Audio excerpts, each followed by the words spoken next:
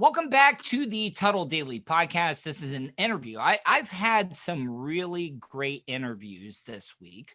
My producer, Vulture, has been knocking it out of the park, scheduling all these. Yesterday, I talked to my former program director, Michael Sharkey. And then today, a blast from the past, somebody that at the time, it's funny. I want to talk to her about this, but a friend, I consider a friend, a good friend, Courtney Stewart, a licensed therapist, is on with me right now. Courtney, how are you? I am doing well, and I'm so glad that we were able to reconnect after, gosh, 20 years. Yeah, well, not that much, but I mean, it was like, I think we were in our early 20s, like maybe Right. like 2001, 2002, Uh-huh. 2003, Yeah. time range. And it's funny how as you grow as a person, you're a therapist, as you grow Mhm. as a person, those people that in the moment you're always thinking, oh, these people are going to be in my life for the rest of my life. And then just when you least expect it, you're like, oh my God, where did they go? What did they do? Man, I would love to catch up with them. Is that something you've experienced? Yeah, I feel like especially when you go through the different seasons of your life, such as being single, you typically have Mm, friends who are single. Then you get married, you kind of bond more with people who are married. And then mm, especially when you have kids, there's even a bigger divide. Not that you can't maintain relationships with people mm, who are not, me and Jessica are still best friends. I've still got mhm. several of my older friends, but you have a different bond with people who are in different like life stages. So Yeah. people in your life for, I think it's like a reason, a season, or a lifetime. Yeah, I'm not sure because everything you just mentioned is responsible type stuff. When you have kids or you're Mhm. dating or you're married, you want to hang out with those people. I've been sober for over a year now, Mhm. and I kind of comparing it because people that are self-medicating all the time, they want to hang out with other people that self-medicate, because if you're hanging out with your clean sober friends, it makes you feel like a big piece of crap when you're Right. doing those type of things. Yes. I don't know. I know that's a big stretch. But it's true. It's absolutely true because you will, I mean, regardless, you will hang out with people who are on your same wavelength, and that may be a healthy wavelength or an unhealthy wavelength. Healthy coping skills versus unhealthy coping skills. And Now, misery loves company. now before we go any further, I want to get your mentions out of the way. Give me a little bit of a background. Like I know all of your information, but I mean, I think you're always your biggest champion. So, Hmm. who better to explain about yourself and where people can check you out than you delivering the message? Okay, awesome. So I am a licensed mental health counselor. I'm going into my, I believe, 12th year now of being in practice. And I specialize in grief, directly related to losing my mom 15 years ago. So Mm, I started my practice obviously right out of grad school and decided that I needed to specialize in grief because I lost my mom actually 4 days before I started grad school and had to go through my healing process there. And so I How started my practice. can I ask a quick question? Yeah. How much does grief play into a lot of the mental health that our country is facing right now? I mean, is grief, does that lead to a lot of that? Right now, yeah, in this situation, because what you are grieving is what was. So our life before, let's say February of this year or Mm, March really of this year, you're grieving the things that you used to be able to do, like go to Target without a mask on, or go to Disney, or hang out with your freaking friends. I haven't seen my friends for almost a year, yeah. other than on Zoom. And you're also, another big part of grief is not just grieving what was, but what could have been. So we really have no idea Are you our talking missed moments? Are you yeah. talking missed moments? Like Mhm. what could have happened? Mhm. I know a lot of people, I'm not trying to get too geeky or nerdy, but you're talking about like split timelines. Like if this wouldn't have happened, then this would have happened. And then it would have branched out into a whole bunch of different things. And no matter what could have happened, it's not going to happen because they're not around anymore. Exactly. Well, yeah, and it's really difficult in this situation because I've talked to a lot of people who have actually had positive experiences, myself included, because of the pandemic, because you've had more experience and being with your family more. I was able to start working from home full time because of the pandemic. Mm. And it's kind of like a little creepy to be like, yeah, this actually made my life better. But in a way, it did. It has for me as well too, and I feel bad when I say that because I know a lot of people are going through bad times. Mhm. I know I got you sidetracked. Oh, We that's didn't okay. get to the part where people can check you out. Do you have a website people can find out more information about you? Yeah, so my website is healingwithtime.com. And I'm also over on Instagram pretty much every single day. And Oh, I over there, check out your stories every morning. oh, I talked about it that I haven't been a big coffee drinker in a while, and you making coffee in the morning, getting mhm. ready to start your day. I'm like, oh man, I miss that because I remember that. Because I'm sober now. It's like at least let me have some caffeine or something. Right. And it's like that one thing. And I was like, man, I'm gonna have to start making a cup of coffee now, just a little bit, Yeah. work my way back into it. Yeah. I could not do the mom life without coffee. So yeah, I like to post that in the morning, just inspire because my Instagram started out as a way to promote my YouTube channel, which I'm no longer doing, and now it's morphed into a way to uh, reach other people who are grieving and eventually start coaching because I'm going to be doing grief coaching in 2021. But you can find me on Instagram and it's at the girl without a mom. And I'm just over there talking about grief and personal growth and self care Yeah. and all of those fun things and inspiring people just be their best selves pretty much every day. I try and get on there. Now, you brought up you have two daughters right I now. do. Hmm. Okay. Now, was your mom was not around when your daughters were born. Now, is that one of the other things? I mean, was that something that brought up those emotions again? With the birth of your daughters, they never got to know their grandmother. And if I'm getting into anything you don't want to talk about, I completely understand it. But this is stuff that people think about. Oh, you can ask me anything. I Okay. talk about this all the time. Yes. So there's this thing when you become a motherless mother or a Mm, motherless daughter. So that's the first mm, sort of grief role I mm, took on was a motherless daughter. So you don't have your mom anymore. You don't have her to just guide you. And I lost her when I was 24. And in your 20s, you typically start to get more of a friendship with your parents. And I mm, missed all of that. Now, if you fast forward to my daughters being born, what happens is it's more like when they ask questions, they'll see a photo of her and you have to remind them, like, yeah, that's my mom and she died. And they're just finally starting to understand that. But it is hard because I'll have these moments every now and then where my breath will still get taken away because I'll say, oh my gosh, I can't believe she's gone and she's missing out on all this. She didn't see me pregnant. She got to see me married, but a year later she was gone, but she never saw that. She does not know my daughters. And that's one of those things that it's like one of those existential things where you're like, geez, I can't believe my mom is not seeing this right now.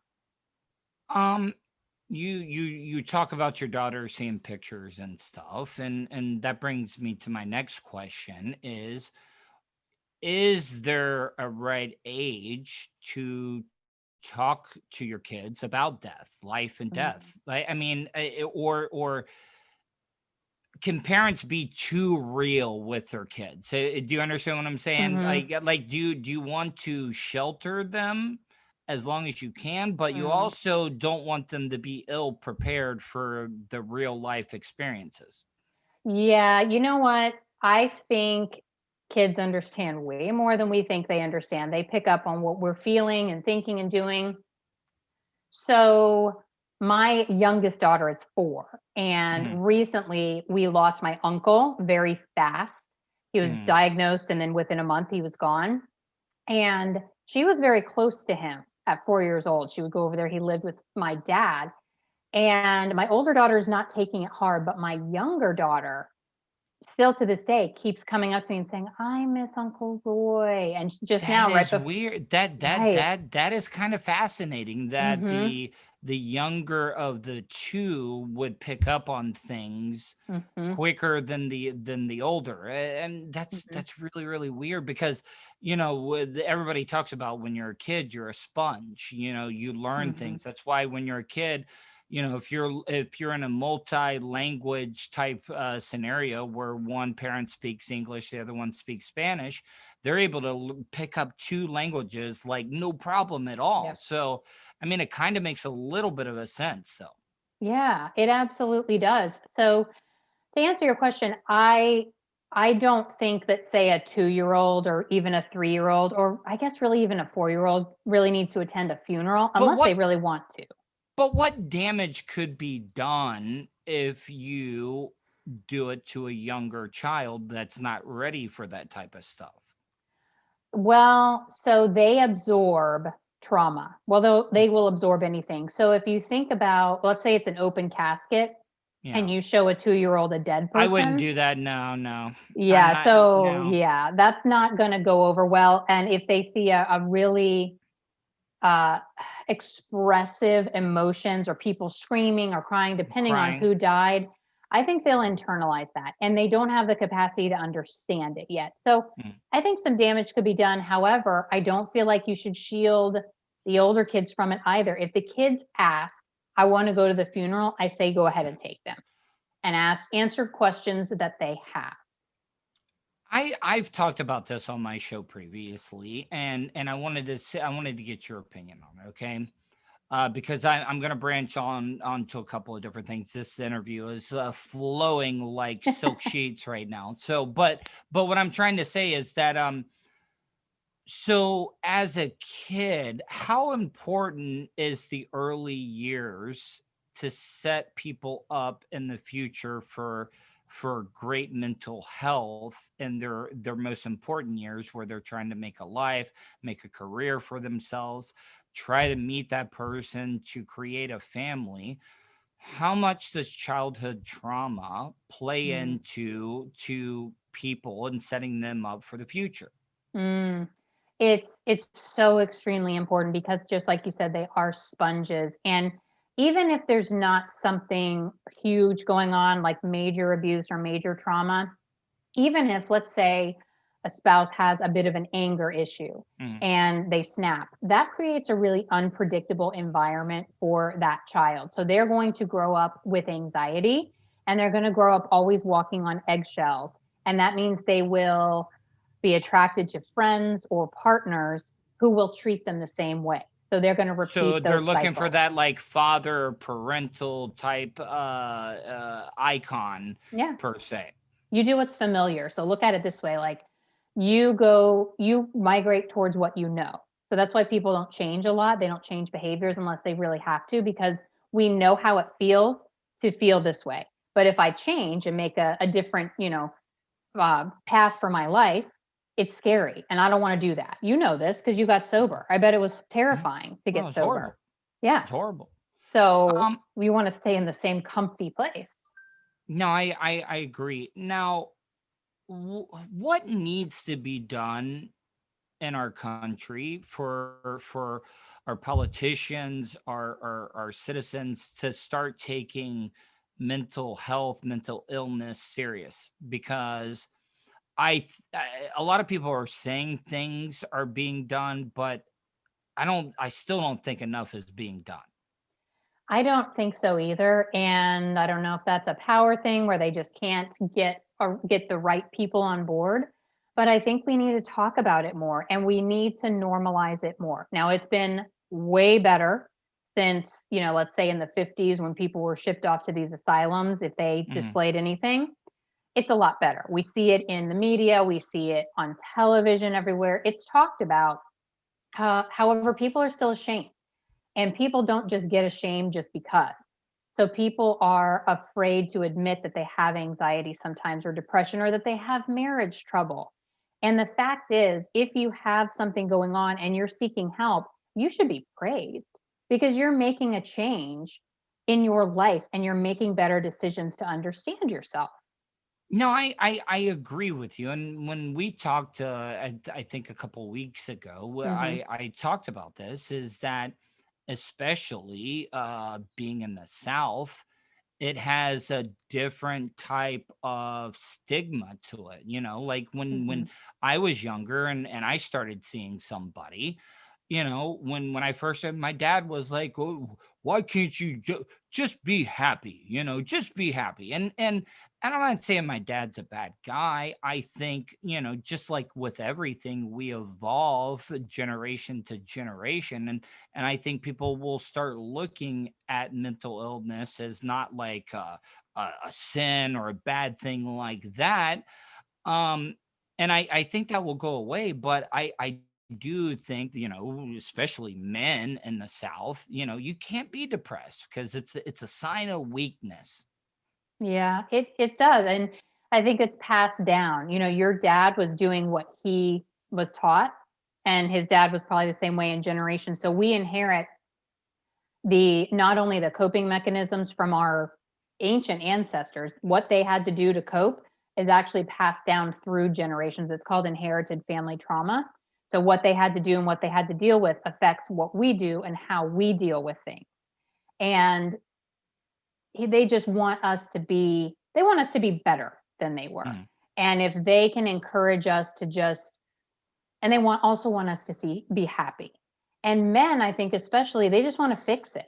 Women are more emotional. We'll talk about it and, We try just and want to be tease it like, out. what do I got to do to Yep. flex my muscles to fix it, or Hmm. be that provider? Yep. Yeah. Yeah. And that's all coming down from, the beginning of time when, the hunting, Well, gathering and stuff, all of that.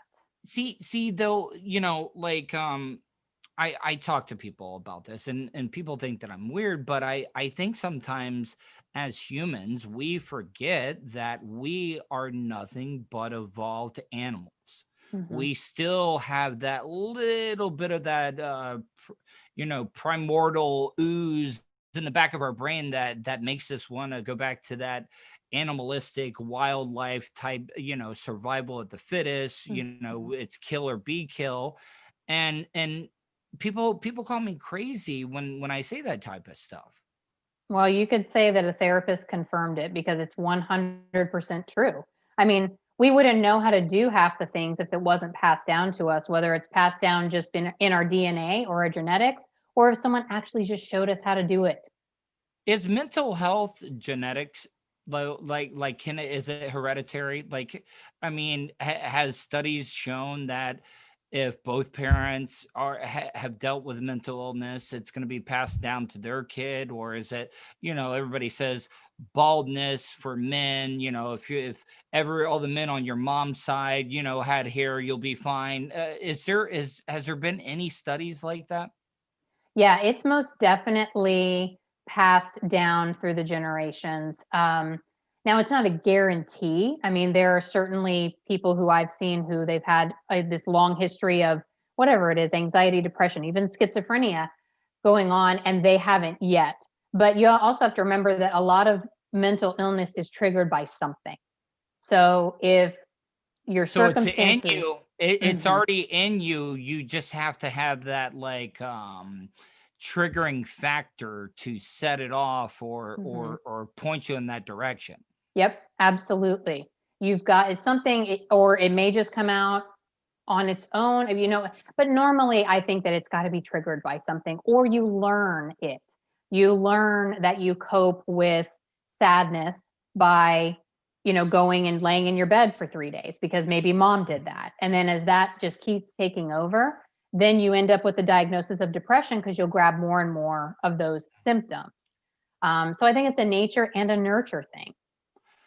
I don't want to put you on the spot, and I'm not trying to get like too political or anything, but do you feel like with the lobbyists and big pharmaceutical being in the pockets of politicians and stuff, do you feel like people are over prescribed medications when it comes to Mm. mental illness? I mean, I'm not saying all of them do it. I'm not trying to paint with a broad brush or anything, but in my case, I think that was one of my major problems.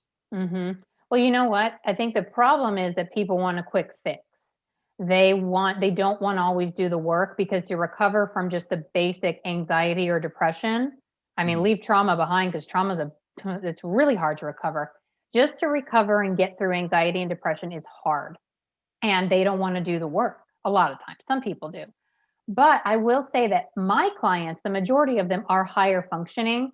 So they come to me oftentimes and say, I want to deal with this, but I don't want to have medication. And I always tell them that's not my first avenue, never, because I know what happens when you But get there on medicine.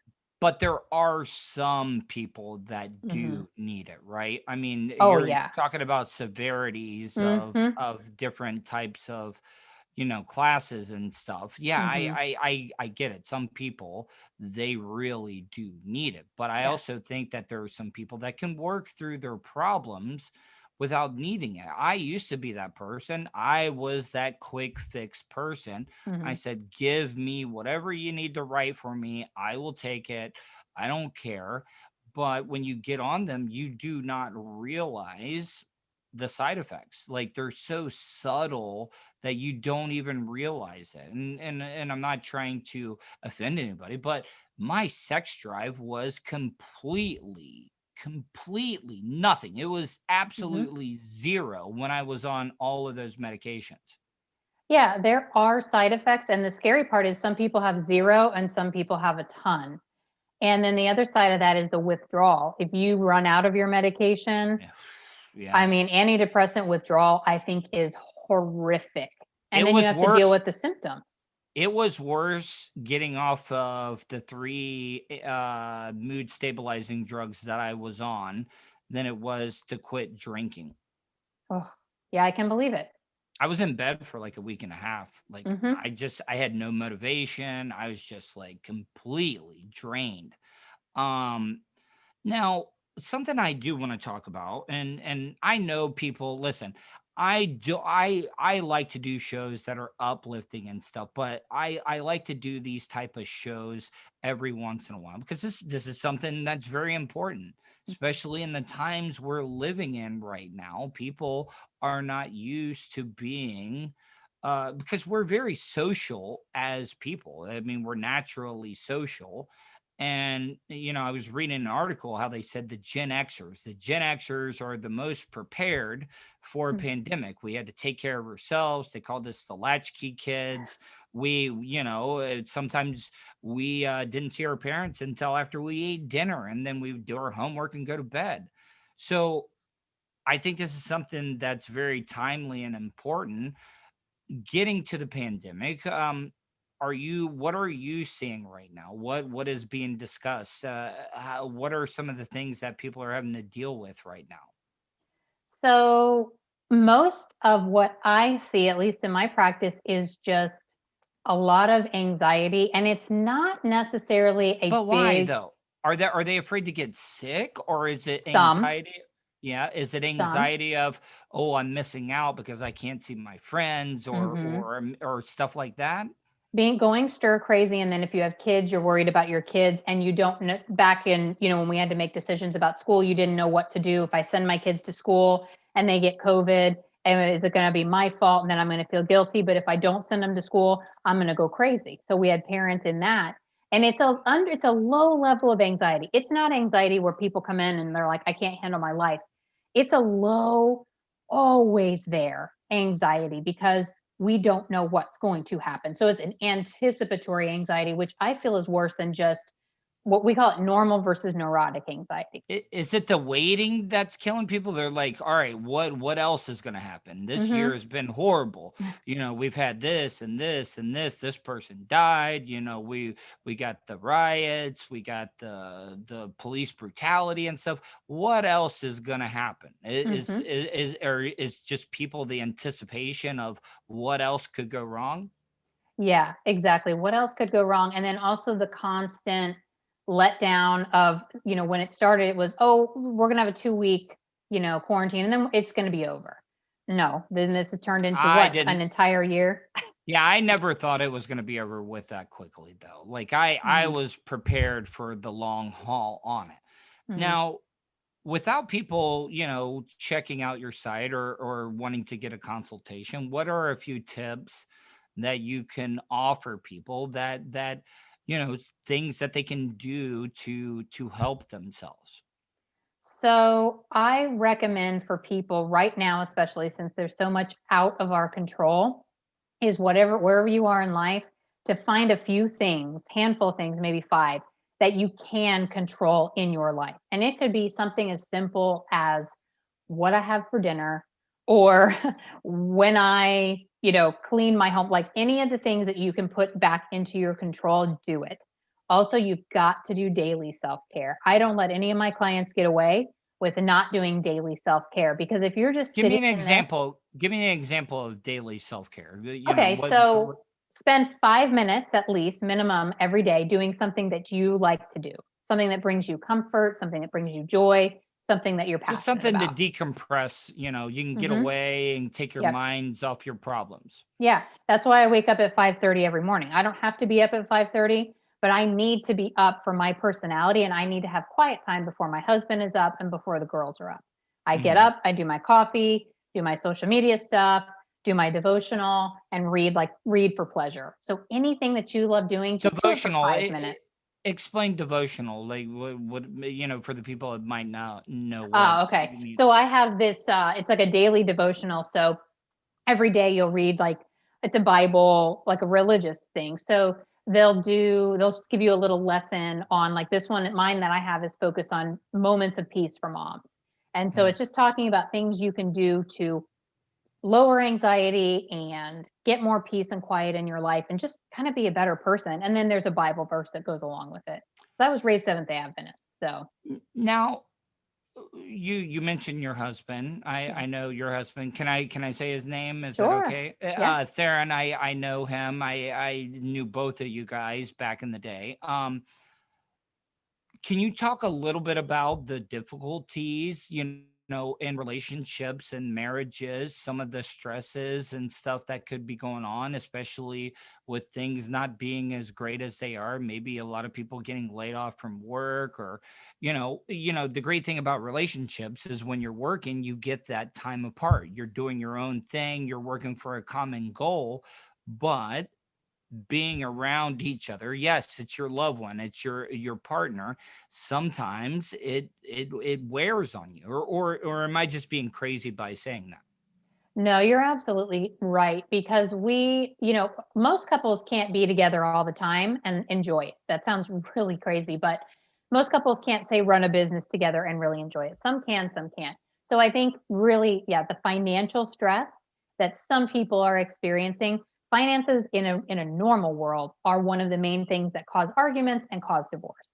So financial strain, one or both of you experiencing extreme anxiety or depression because of this, and not having good communication about it, not saying, I had a rough day, can you help me decompress? I had a rough day, let's talk about it. Or can you take on more of the responsibility? But let me ask you this, though. What if the one side is having a lot of bad days in a row? My bad days are like at a 4-to-1 ratio of yours. That's got to wear on the person that's getting to have only one out of every 4, bad days. What do you say to that person, though? So for that person, probably needs to get into some counseling, because then you can have that outlet and figure out how you can deal with your stress, because your stress is unique to you. And as for the partner, The best thing that I can tell anybody to say is if you see your partner or your friend or whoever having a big amount of stress and you don't know what to do, simply go up to them and say, how can I help you? Then let them tell you what they need and what they don't need.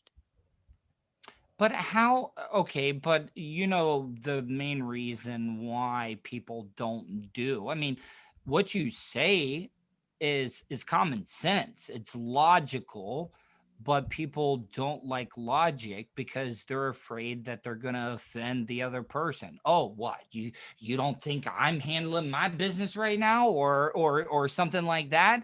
I also think that people don't like, because I'm not that person. I pretty much say what's on my mind, and it's a great thing, but it's also ruined a lot of relationships. It's Mhm. also ruined a lot of friendships. It's also ruined a lot of work relationships. Mhm. So it's weird. It's kind of like we're damned if you do, damned if you don't. Either way you are. Yeah. Well, you know what? So in that situation, if you come to somebody in a negative way or an aggressive way, they're probably going to be aggressive back to you. Or if someone comes to you and says, I'm genuinely concerned about you, and you bite back at them, then that other person, like, it's no longer about that relationship. There's something within you. So you have to figure out, where is this really coming from? Is this even about the pandemic? Or is this sort of a long-standing issue that I never dealt with before the pandemic? And now I've got to deal with all of it, plus what the pandemic is triggering within me. So there's always something else underneath. Yeah, it's so weird. See, because when you sit down and think about it, it logically it looks like this whole mental health thing should be easy to figure out. Love each other, treat others how you want to be treated. Don't be an asshole or a dickhead or something like that. But we're not logical people. Sometimes we like to do stuff the hard way. And now, how much does doubt play into people's mental health, like doubting themselves and stuff like that? I hope I'm not sounding like this motivational speaker or anything, because I'm not trying to be, but like, if I'm just looking at myself, like I said, I'm honest all the time. Doubt has played a lot of parts in my mental health. hmm So I feel like we have a real problem with self-esteem in this country, in this world, because we're always playing the comparison game. So we may doubt ourselves because we're comparing ourselves to what somebody else has accomplished, or we're doubting ourselves because we're comparing our past experience to our present experience. And if we constantly live in the past and say, well, I can't achieve this or I can't rise above this now because I didn't rise above it in the past, then you're living in the past. And there's no reason to live in the past. You have to live in now and say, well, what can I do about this now? My guest right now is Courtney Stewart. Courtney, tell people once again, if they want to check out your website, learn more about you, where can they go? So you can find me at www.healingwithtime.com or on Instagram at the girl without a mom. Okay. Hey, I'm just, because I feel like you're gonna blow up real soon, like you're gonna get real big. Not physically big, but you're gonna be like even bigger than like a Dr. Phil or something. Oh, But I would love but that. but what I'm trying to say is that, all right, so when you're promoting yourself, you don't have to give out the www part. Just Oh, okay.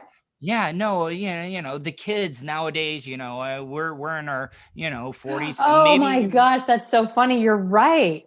So yeah, the older generation, we all like, oh, we gotta, if we don't tell them www, they're not gonna be able to find our Oh my website. gosh, that's so funny. You're so right. So I'm just trying to help you out on some marketing I stuff. love that. Oh my gosh, that's so funny. Yeah, because Now, we were around when like the internet first came out. see, now, and you're never supposed to ask a lady her age, but I mean, I think we're around the same age, Yeah, I just correct? turned 40 in October. Okay. Yes, I just turned 41, so I'm a year ahead of Oh, I you didn't know you were older than me. Okay. there. But we were in that weird wheelhouse where we were right at the beginning of the computers. Like, we Yeah. had computers in school, but we didn't have the internet. And I've talked about this leads me to my last question, because I could say, I swear I could sit here and talk to you for 3 hours about all this stuff. Yeah. But we're talking, we didn't have the internet. How much easier and less confusing would it have been for us if we would have had like Google back in the day? Now, you can still get misinformation from the internet, but a lot of the stuff that we learned about that our parents weren't willing to talk about to us with we learned from our friends or in school and stuff. Wouldn't it have been much easier if we would have had something like that back in the day, that we could have done our own research, or is that a double-edged sword? No, I don't love the internet, and I don't love any of the social media that's around, because I think it's a huge cause for anxiety. Hold on, I got a kid in here. Sorry. What's going on? Remember I told you can't come in? Oh, see, hi. Aria. Aria. Hi, Aria. Want to say hi to my friend? Hi, Aria. Oh, you don't want to say hi? Okay. No, that's fine. What's going on? The peas taste weird. The peas taste weird? Okay, well, how about taking how about taking 3 bites and then you can be done? No. 1 bite? No. Okay. You don't have to eat them. Oh, see, that's compromise. Yeah. Good grief. God, Yeah, this is what I deal with. You know what though? I don't want to say weird, because weird, but seeing you as an amazing mother, like, and I'm not going to go into detail, but we did a lot of dumb shit back then. Right. We had a lot of crazy fun times. Yeah, it is weird. Sometimes I think like, really, I'm a mom? I feel like I'm too young. But does that worry you, knowing what you did? Oh, I'm worried every day. Every day I'm so scared of when they turn into teenagers. But you have to, like I said, I'm never going to be a parent, but I'm a very empathetic person, and I'm able to put myself in other people's shoes. I say, that joke about guys, Theron, him having daughters. You're like, I know how I was when I was a guy at that age. The same thing goes for a mother that has daughters, because you knew how guys were back then as well too. Yeah, and they're worse now. They're so much worse. And the internet. But is there and I'm going to get to the internet, because that's one thing. But is there a natural balance, a fine line you have to walk? Because if you shelter your kids too much, they're going to rebel. But because when I was a kid, my parents let me watch pretty much whatever I wanted to, but they always watched it with me. And if there was something that was, questionable, they would explain to me, like, all right, this is not right. This is not what you're supposed to do. Is there that fine balance you have to take? Yeah, because if you do shelter them, you're absolutely right. They are going to rebel, or they are going to lead such a sheltered life that they will continue that. And then they will miss out on experiences themselves. They'll be like an extreme introvert or agoraphobic or something. And if you just let them do whatever, then who knows what the consequences are going to be. So I think you have to, exactly what your parents did, you have to let them have their freedoms, inform them of what's going on, and educate them. And also let them know, I'm not letting you do this because, and it's not just like, oh, because I said so. It's got to be like, here's the risk, and here's why I'm doing this. And you got to get down on their level. My guest is Courtney Stewart. Courtney, something that's been coming up a lot is the internet, all right? And I've read a lot about PTSD, kind of numbing yourself, because working in radio, I was an only child. My mom stayed home with me all the time, and like I said, we were at the beginning of the internet. But when you're searching in news, there's a lot of bad stuff you see on the news every single day. Everybody wants to talk censorship, but I see a head poking out. Hello. Oh my gosh. So what I was trying to say is that the real life stuff sometimes can be a little scarring as well too. But back to my case, when I was first started working in radio, you're looking for news stories, you're looking for things to research. They can't hear this, right? I just want to make sure. All right, I just want to make sure because Oh my God. no, don't. Hey, don't stress about it. This is actually great. I like this kind of stuff. There you go. Okay. I'm almost done. Yes, Close the I door, promise. please. I'll have you done in 5 minutes. They're okay. So, They'll the dessert. reason that I was asking, I didn't want them to hear it, but like, working in news, one of the first like videos that scarred me on the internet was Daniel Pearl, the journalist. You remember back in the day, the one that was held kidnapped and they beheaded him and stuff. I did not watch that video. I didn't watch it. I watched part of it, but as it progressed, all the things that you see on the internet, and I don't like to blame things like people want to blame violent video games on mass shootings and stuff like that.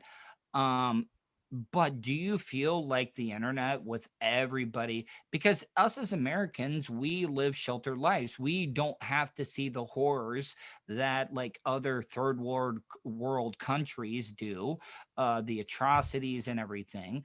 Now that is at our fingertips as Americans. Do you feel like we're going to numb ourselves? We're not going to be compassionate enough because we're seeing nonstop ultra violence, real life violence. I'm not talking cartoon violence or animated or video game violence. This is real violence. Yeah, I don't think that any of this exposure that we are getting and this constant access to information or videos, I don't think it's a good thing. I think it can be extremely traumatizing. I think it's a very big trigger for depression, fear, anxiety. There's nothing good unless you search out something good. You're not going to find it. 9/11 was one of the most like videoed things, because think about this. This was right at the edge of camera phones, videos on your phones and stuff, but it was still documented. And I was reading articles where people were actively searching. And once again, guys, I apologize. I don't want to make this like a depressing show, but like I said, every once in a while, these are things you need to talk about. But people would actively search people jumping out of the Twin Towers to their death because they didn't want to burn to death. Why? What is the psyche? Why do people want to look at that type of stuff? Well, I think it could be a combination of either. I've heard people talk about before how when you get into a state in your mind where you are your mental health is at risk and you get numb, you need more and more and more to make yourself feel something. So it might be something Is that it kind of like a cutter, like somebody that self-harms? It could be, yeah. So you cut it first and maybe you might just scrape yourself a little bit to get those white marks. And then that really doesn't do it for you. So you do it again and maybe you don't And it see blood that progresses. time. Yeah. And also think about tolerance in addiction. You Yep. do it and then you need more and more and more to feel the same thing. And I think it's very similar when we continuously watch these things. Or maybe sometimes I think it could be the opposite where you've seen it and you're so traumatized and you can't get it out of your head. And you're like, let me just watch it one more time. And maybe if I watch it, I'll get it out of my head, which that doesn't happen because it gets buried into our brain and we file it away. So, and some people just enjoy it. I mean, that's a sad thing to think about, but some people enjoy seeing others in pain or seeing others in fear. That's what a murderer or a serial killer, they like to see the control they have and the fear they're inflicting on people. Yeah, I am in my audience. I do apologize once again about, this being a very serious show. But on a side note, how are things with you? How's Theron, your husband, doing? Like, is everything going well? We are doing well. I think that we have adjusted as well as we can to being home a lot with the two girls. I am loving working at home. My practice is fuller than it's ever been. So I'm getting the So opportunity to you've help still been able people. to work then. You've been still maybe even more, you've been able to pick up more clientele right Hmm. now. And I'm not saying that's good, but people now like I think they feel a little bit better. Like I don't have to be in the same room. I could be on Hmm. the video chat with them. So there's that extra layer of insulation. Yeah, it's back. It's been really, really, really good. I've been able to add an extra day of work because I'm home. I'm home more because I can just walk out of my office and be right there with the girls if I need to. So it's actually been good. And my clients are thriving. And I think I've become a better therapist doing online sessions. Yeah, Courtney, I cannot thank you enough. I thoroughly enjoyed this interview, even though it was some, deep conversation, some serious conversation. I like talking about this stuff. It helps me. I think it helps my supporters, my listeners, and I think it's good. And I would really love to have you on again. Hopefully you enjoyed this. I did. I am so excited that we were able to do this, and I'm so happy that we're connected again. So, Yes. anytime you just give me a topic, or we'll just come on here and do a whole variety. Yeah, I mean, man, see, because I was thinking of these. I was already like, what can we have her talk about next time? And now you brought up serial killers and stuff. I mean, I don't want to get too deep and dark, but like you know, I want to talk about this because, a lot of people want to, and I don't know how you feel, but I think the Second Amendment is important, but a lot of people are like, we need more laws on guns. Instead of doing that, why are they not paying attention to the real problem? Because for somebody to do something as heinous as the Pulse nightclub shooting in Orlando, that person has to have some type of a mental illness. I mean, Yeah. would you agree? Or some people just are evil people? Like, are people just pure evil, or do pure evil people do have some sort of mental illness? I feel like there's got to be some degree of mental illness, or if it's not mental illness, extreme pain within them that they feel like they can't express any other way than to hurt others or have control or get the recognition, because anybody that commits something like that is going to get a But lot of recognition. But is it because they are in so much pain and they want other people to be on their level and they're trying to make themselves feel better in that way? Or they're just like, if I can't be happy, F everybody else? So I think it could be all of the above. I think it could be I want to either make others feel the pain I did. I want to get recognition so I feel better about myself. Or it could be a really extreme way to get out, like release stress. Some people go to the gym. These Mhm. people go to an extreme level. They are on a different wavelength than you or I, or even could even imagine being on. Yeah, Courtney, tell people once again before you go how they can check you out and learn more about you, like your Instagram, your website. How can they check you out? Sure. So my website is healingwithtime.com and Instagram is at the girl without a mom. All right, Courtney, thank you so much. And I'm so happy to be reconnected with you. Tell Theron Same I said here. hello. I will do that. Thank you.